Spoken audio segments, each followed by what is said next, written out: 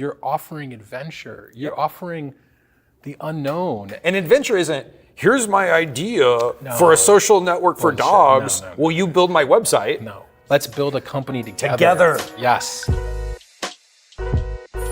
Welcome to Dalton plus Michael. Today we're going to talk about why business folks need great technical co-founders. So who's this video for? Let's talk about the business folks we're talking to. Yeah, I think to set this up, Michael and I both talk to a lot of aspiring founders in any number of different venues, on the street, at conferences, in interviews, wherever. They find us. They find us. And one of the more common opening lines is something like, well, I'm a really good business person. With a great idea. I have the best ideas. Yes. You know, how do I need a technical co-founder, or how do I find a technical co-founder, or I can't find any good technical co-founders. Like, this is one of the number one opening questions we get when we meet people in the real world. Yes. And so this video is aimed at all of those people that ask all of these questions that we have met, and all the people that haven't met us that might be thinking these questions. And what we want to do is give you the key secret to actually being the best business co-founder. And we're not going to hide it. We're going to put it right up front. The best business founders recruit amazing technical co-founders. And that is how they distinguish themselves. That is the number one distinction. So it's not what's on your resume, where you worked, the fact that you were some fancy executive, that you're tall, people like to go and have drinks with you, you've got amazing ideas.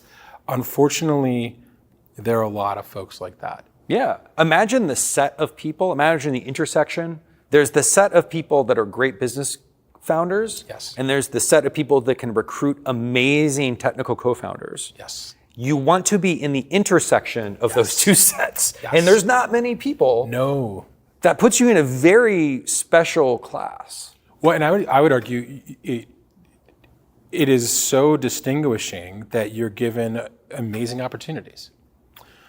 But what's tricky is not only do people not see this, or do people try and not get a technical co-founder. Or they just dismiss it out of hand. It's too hard. Like, they'll just kind of like shut this line of thinking down. That's what's even more common. It's just that, like, well, I can't find this person, so I'm just going to move along. Yeah, I don't know anyone. Okay, now, you know. And this is the crazy thing, because like a lot of people will pitch this to me as like, but this is the true spirit of an entrepreneurialism. Like, no barrier can prevent me from getting my product to market, right? Like, I couldn't find a technical co-founder, so I just moved to the next challenge. I hired some engineers, or I got a dev shop, and like nothing will hold me back. And what's so sad about that way of thinking about it is that, like, one, the percentage chances of death just went through the roof, right? Yes. Like, you've just completely reduced your chances of success. But two, I bet if you would put the same amount of effort you put into getting a product to market without a great technical founder into finding a great technical founder, at least half people would be able to do it. Yeah. And so it's just like, it's a shame because it's so much wasted talent. Yeah, I like to think about it this way. Again, what we're talking about implicitly, let's make it explicit. We're talking about a company that uses software as a deep part of it. So tech software startup. If we're talking about a software startup, and you somehow don't have a technical co-founder, this would be like, I'm going to build a rocket to the moon. Yes. But no one here knows anything about physics. I have such a big heart. We can just like I have such hustle. I'm Johnny Hustle. I'm going to the moon, Michael. Like, do you see how absurd that is? But and the asterisk is, okay, if you want to start a new clothing brand or a liquor brand, okay, you don't need a technical co-founder. This doesn't apply obviously, to you. Yes. But if you're saying, I'm going to build a software company, and you don't have a software co-founder, you're not even in the ball game. You're not even in the stadium. Well, and what's so sad for me is, like, when I say that to people, sometimes they think I'm trying to discourage them. But if you go back to that, like, I'm going to prove you wrong, Michael. Yeah, I'm going to learn physics. Yeah, and I'm like, I am not trying to, like, I am trying to tell you the number, or like, I came to you for advice about my product, but you're telling me I need a co-founder. You're insulting me, Michael. Yeah, and it's just like, no, I'm trying to give you the most important thing I can tell you. And you know, what was interesting is that, like, advice is informed by my personal experience, right? Like, I was the single non-technical person on a 4-person co-founding team at Justin TV and Twitch. And like, I'll just make it plain, without my 3 other co-founders, none of that shit happens. Like, ideas are a dime a dozen. And so I think that more business people need to embrace the idea that great software companies are built by great software engineers. Yep. A common retort out here is like, Dalton, we're not building a software business. Software is in there, but it's not that It's important. a tech-enabled. Yeah. We're just building a simple marketplace, right? Like, we can just use da-da-da-da marketplace software. It's just a copy of DoorDash with a little twist. Why do we need a great software engineer? What's your response?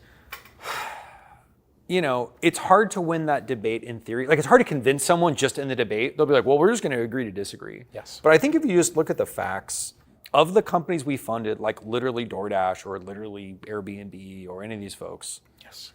they lived and died by their speed of shipping software. Yes. And if what they did was buy white label software or have some dev shop in a foreign country making edits to the website, there's a 0% chance those companies would have worked. Yeah. And so again, who am I to say there won't be some future company that maybe uses one of these things? Yes. But the more that we're exposed to seeing what these companies look like at the earliest stages, even if they don't look like strictly tech businesses, man, there's no way these things would have gotten off the ground without having a really great person who cared as much as a co-founder cares, Yes. building this thing day in and day out, versus someone ripping you off, charging you $500 an hour to change some words on the website.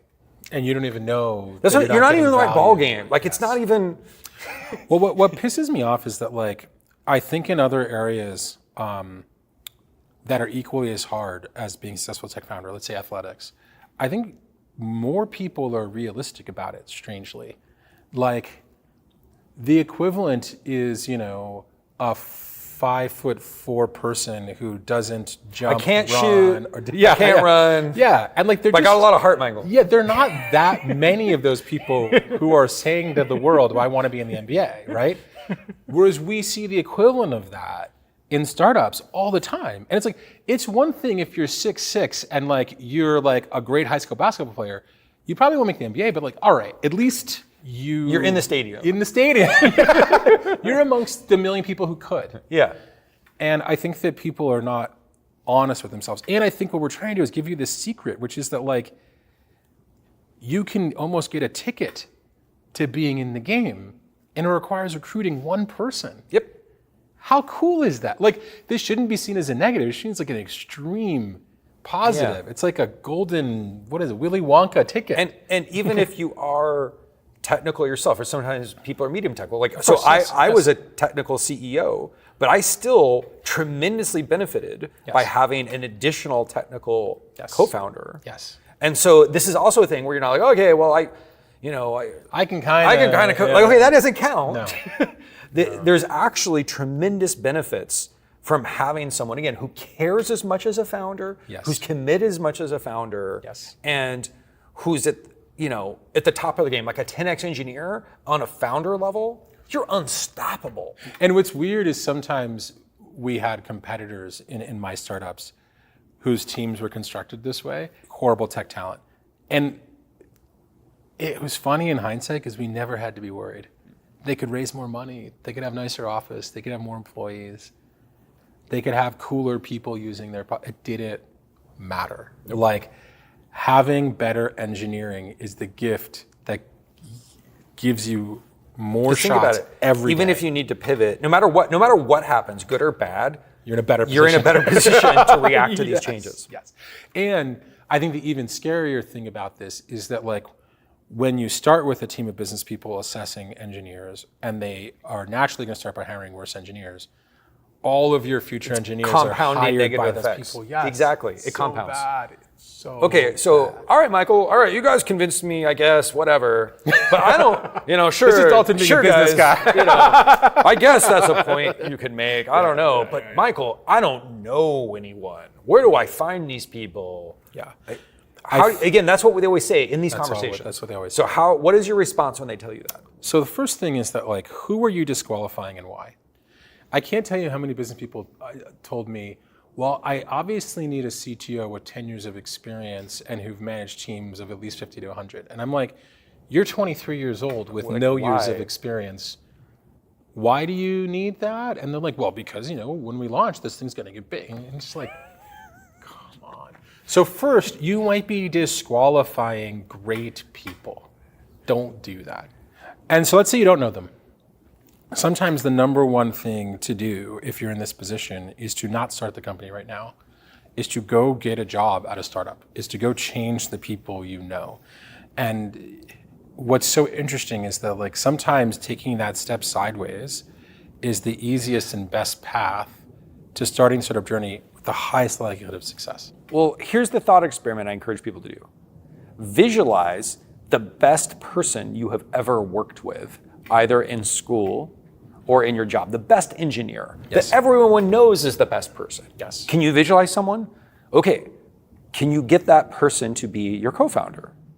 And often people are like, oh yeah, no, they would never work with me. What do you mean, man? Or like, they're making lots of money. Yeah. And again, I would just stop right there and be like, well, why? Have you talked to them? And they're like, no, they would just, like, basically, folks put up the barriers to negotiate against themselves right out of the gate. And again, if we zoom all the way out, so you want to start a company, you want to do something big, but you won't actually even bother to try to recruit the most obvious person that's a candidate that you know. But what if they say no?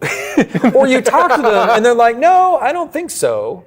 What often happens, again, to go deep on this, is that the way they'll pitch the person is they'll pitch them their idea. They'll be like, I'm an idea guy. I've got a great idea. Do you want to be my like worker bee to go do all my ideas? And of course, the person that's the best person you've ever worked with does not want to sit in a cage and do all of the work that you give them. No. And instead, I'm like, well, have you asked them what if they have startup ideas? Yeah. And then you sell yourself where you can come together, come up with the idea together as co-owners. And it's shocking how often that appears to have never occurred to someone. Like they think the idea of finding a technical co-founder is to find someone who will basically submit to their whims and be like their like assistant. To find an employee. And that's not the move, man. Trying to find a partner. It's funny because my dad would say this to me about my old co-founder, Justin Kahn. He was like, Michael, Justin's an amazing recruiter. And I always thought, I was like, what's weird is like, I think if you're recruited by a good recruiter, you don't even realize they're a good recruiter, right? But like in hindsight, I'm like, all right, so we got me, Emmett, and Kyle to work for him, well, not work for him, but to be his co-founders in a startup where he was wearing a camera on his head streaming his live 24/7. Named after him. Yes, named Justin.tv. Yes. Do you want to work at my startup? Yes. It's me. Yes. and he had raised $50,000. Seems like a great deal, Michael. Yeah, right. And so it's like, okay, well, like, how did he build that team? Like, it comes back to like, you want to distinguish yourself as a business person? Go do that. Like, that's people should be impressed. I'm impressed. You're a great businessman. And hey, they're working on your idea. That's even what better. did he promise you, Michael? I have no idea. Well, I'll tell you what he promised me. It wasn't that the idea was going to work. Like, it was the adventure. Okay. It was the adventure. And like, I think what's so interesting when people like don't ask their friend and they assume, oh, but they work at this company, they're never going to do it, da, da, da, da. It's like they don't realize you're offering adventure. You're offering the unknown. And adventure isn't, here's my idea for a social network for dogs. No. Will you build my website? No. Let's build a company together. Together. Yes. That's adventure. Yes. And what's crazy is like when you're pitching adventure, there aren't a lot of alternatives. Most people don't have 6 adventures on the plate. Right? How often does any one person get pitched adventure? Yeah, no. It's usually adventure or like. So it's a good pitch. It's a good pitch. So, anyways, right? I think that we're trying. I think that there's like. I'll say this. Right? I'm a business guy, right? I think YC has a lot of messaging that's like, our business guy is important, da da da da. Like you don't need them. I agree, you don't need them. But I will say this: there are a lot of very successful non-technical people in our network that do amazing work, and I think one of the things that if you want to learn from them, we're trying to give you one of the most important patterns we see from those folks. Yeah, they're great recruiters, and they do this thought experiment of who's the best person in the world, and they find a way to get that person to work with them.